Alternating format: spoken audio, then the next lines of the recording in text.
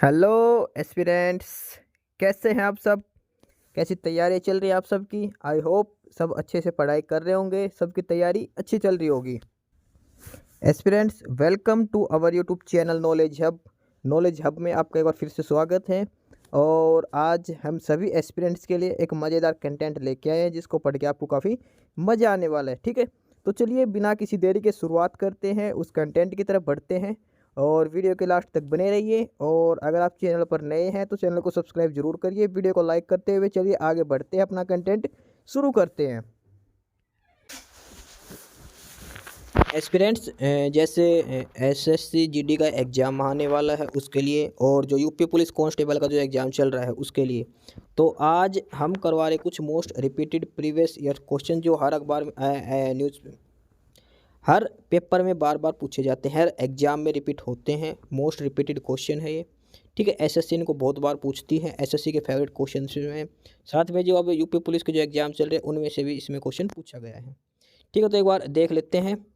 और ये सबसे पहला क्वेश्चन है, एक शुरू करते हैं, सारे इंडियन हिस्ट्री से क्वेश्चन है। ठीक है, और देख लेते हैं कुछ। और इसमें पहला है कि किसने अपने पुत्र व पुत्री को बौद्ध धर्म के प्रचार और प्रसार हेतु श्रीलंका भेजा? किसने भेजा था अपने पुत्रों को बौद्ध धर्म के प्रचार के लिए? अशोक ने अपने पुत्र और पुत्री को बौद्ध धर्म के प्रचार प्रसार के लिए कहाँ भेजा था? श्रीलंका भेजा था। ठीक है, उसके बाद अगला है कौटिल्य द्वारा रचित अर्थशास्त्र कितने अभिकरणों में विभाजित है? 15। कौटिल्य द्वारा जो रचित अर्थशास्त्र वो कितने अभिकरणों, कितने भागों में? 15 में। ठीक है, इसके बाद अगला क्वेश्चन है कि अशोक का शिलालेख भारत के अलावा किस अन्य स्थान पर पाया जाता है? तो भारत के अलावा अशोक का शिलालेख और कहाँ मिलता है? अफगानिस्तान में। ठीक है, इसके बाद अगला क्वेश्चन है किस शिलालेख में अशोक ने घोषणा की कि सभी मनुष्य मेरे बच्चे हैं? यह है अशोक के पहला शिलालेख में, प्रथम पृथक शिलालेख में। ठीक है, इसके बाद अगला क्वेश्चन है कि किस स्थान से अशोक के शिलालेख के लिए पत्थर लाया जाता था? ये लाया जाता था चुनार से। ठीक है, अगला है कि कितने महीनों में मौर्य का राजकोषीय वर्ष आरंभ होता था? ये आषाढ़ जुलाई के महीने। किस महीने में होता था? ये जुलाई के महीने में। ठीक है, उसके बाद है किस जैन ग्रंथ में चंद्रगुप्त मौर्य के जैन धर्म अपनाने का उल्लेख मिलता है? ये है परिशिष्ट पर्व में। जैन धर्म चंद्रगुप्त मौर्य ने अपनाया था। और ये किस में मिलता है उल्लेख इसका? परिशिष्ट पर्व में इसका उल्लेख मिलता है। ठीक है, उसके बाद है चंद्रगुप्त मौर्य का संघर्ष किस यूनानी शासक से हुआ? सेल्यूकस निकेटर से। किससे हुआ था? सेल्यूकस निकेटर से। एरियन ने चंद्रगुप्त मौर्य को क्या नाम दिया? सैंड्रोकोटस। क्या नाम दिया? सैंड्रोकोटस, चंद्रगुप्त मौर्य को। उसका बाद अगला है कि किस ग्रंथ ने चंद्रगुप्त मौर्य के लिए कुलहीन शब्द का प्रयोग किया है? मुद्रा राक्षस में। मुद्रा राक्षस ग्रंथ है, उसमें चंद्रगुप्त मौर्य के लिए क्या शब्द प्रयोग किया गया है? कुलहीन शब्द का। ठीक है, मुद्रा राक्षस की रचना है ये विशाखदत्त की। उसके बाद अगला है कि किस ग्रंथ में दक्षिण भारत के आक्रमणों का पता चलता है? ये तमिल ग्रंथ है अहनानूर। तमिल ग्रंथ है अहनानूर, इसमें पता चलता है कि दक्षिण भारत के आक्रमणों के बारे में। ठीक है, चंद्रगुप्त मौर्य का निधन कब हुआ था? 297 ईसा पूर्व में। 297 ईसा पूर्व में। चाणक्य किस विश्वविद्यालय में शिक्षक थे? ये थे तक्षशिला विश्वविद्यालय में। ठीक है, इसके बाद चंद्रगुप्त के बाद किसने शासक प्रदान किए? बिंदुसार ने। ठीक है, इसके बाद अगला है बिंदुसार किस संप्रदाय का अनुयायी था? आजीवन संप्रदाय था। किसका था? आजीवन संप्रदाय का। किस विद्वान बिंदुसार को 16 राज्य को विजेता? तारानाथ ने। तारानाथ ने बिंदुसार को 16 राज्यों का विजेता बताया गया। अशोक मगध की गद्दी पर कब बैठा था? और ये बैठा था 269 में। कब बैठा था? 269 में, जब उसका पिता का निधन हो गया था। ठीक है, अशोक की माता क्या नाम था? सुभद्रा।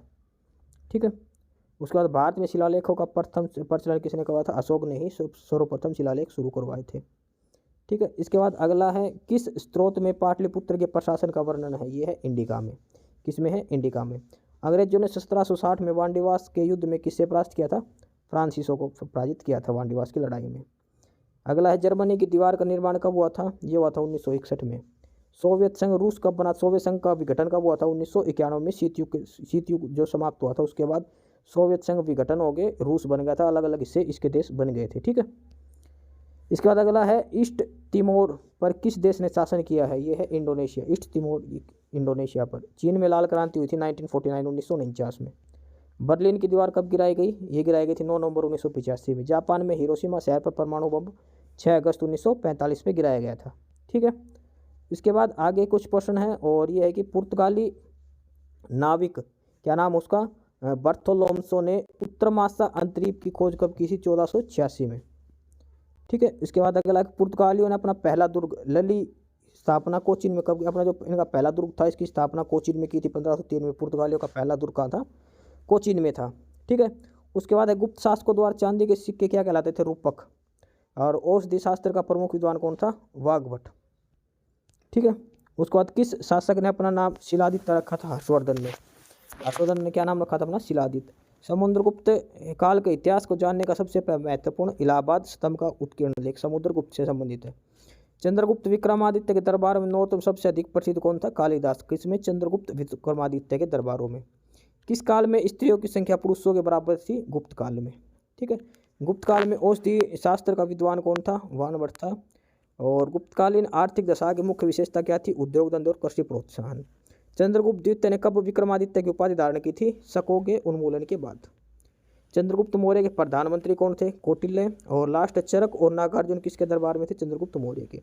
ये कुछ क्वेश्चन है, ये मौर्य समाज से रिलेटेड है। ठीक है। इनमें से कोई ना कोई क्वेश्चन रिपीट हो जाता है हर एग्जाम में। काफ़ी इंपॉर्टेंट क्वेश्चन है, मौर्य समाज से रिलेटेड इंडियन हिस्ट्री के क्वेश्चन है। ठीक है। इनको देख के चले जाने, प्रीवियस ईयर रिपीटेड क्वेश्चन है ये। ठीक है। एस्पिरेंट्स, यही था आज की इस वीडियो में आपके लिए। ठीक है। और बाकी अगर कुछ नहीं समझ में आया या कुछ पूछना हो या फिर किसी स्पेसिफिक टॉपिक पे पूछना हो, वीडियो बनवानी हो, तो आप कमेंट बॉक्स में कमेंट कर सकते हैं। ठीक है। बाकी आप हमारा चैनल नॉलेज हब को सब्सक्राइब जरूर करें, अपने फ्रेंड्स को रिकमेंड करें और वीडियो को लाइक करें, शेयर करिए, जुड़े रहिए हमारे साथ।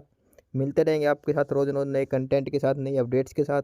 ठीक है। और चैनल को शेयर जरूर करें अपने फ्रेंड्स के साथ। एक बार फिर से जो एस्पिरेंट्स, जो कैंडिडेट्स नए हैं, वो चैनल को सब्सक्राइब जरूर करें, अपने चैनल नॉलेज हब। ठीक है। मिलते हैं नई अपडेट्स के साथ, तब तक के लिए बाय।